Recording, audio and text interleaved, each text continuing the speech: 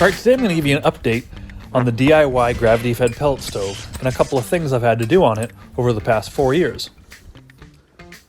So as we've talked before in my previous videos, one of the most consistent issues with the pellet stove is this ridge of ash that occasionally prevents the pellets from feeding down into the fire basket.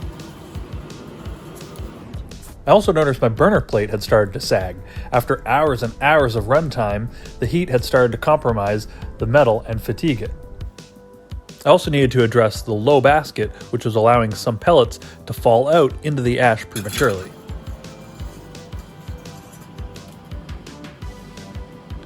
First thing I did was remove the burner plate. As you can see, it had started to sag, and I actually didn't support the top of this. So with the new design, we're going to support it, and I have an idea from one of my viewers to make this burner plate really solid and really heavy duty. I did this by cutting a bunch of rods at an angle, which would form an angled burner plate that, due to the thickness and robust nature of the bars being sideways, this burner plate wasn't going to sag no matter how long it ran for.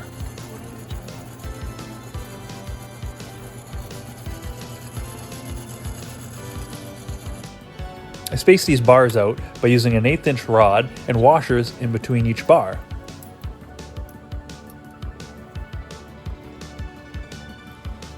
This made a really cool mechanism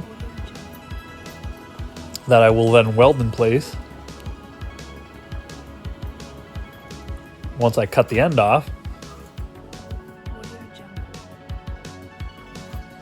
I make a little tower on the top that prevents pellets from falling backwards. With this all done, we can install the burner plate.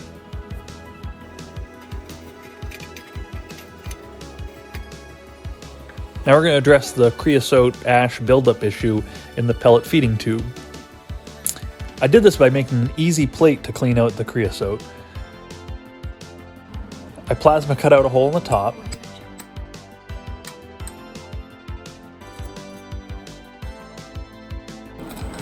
And that really gives easy access to clean out that creosote ridge.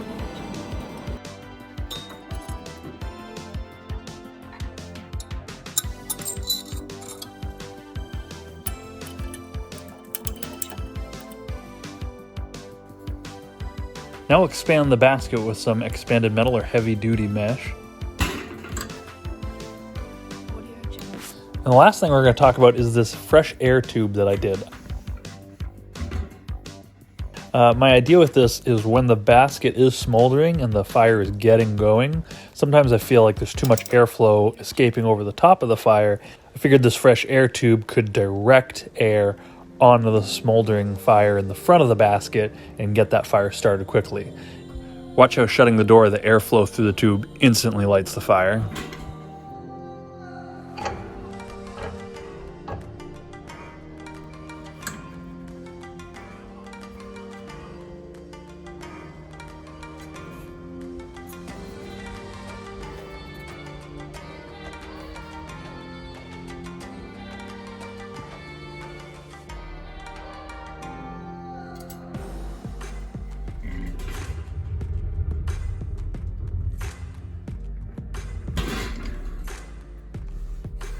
And I was a little skeptical on how well this tube worked, but as I was filming and editing this, I got this footage where the tube works exactly how it's intended. You can see it stokes the fire and then instantly lights the fire, just like you would a blow pipe or a billows or something. It worked perfectly.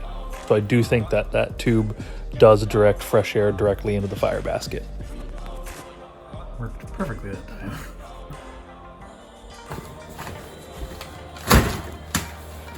Hey everybody, if you like that video, make sure you check out my other videos like how I built this DIY pellet stove and my other videos like this pellet review video here.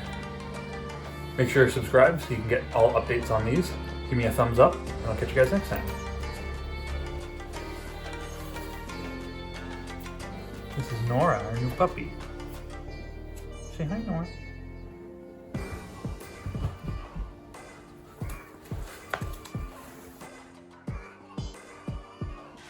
And we make a little tower for the top to prevent I make a little tower for the top that prevents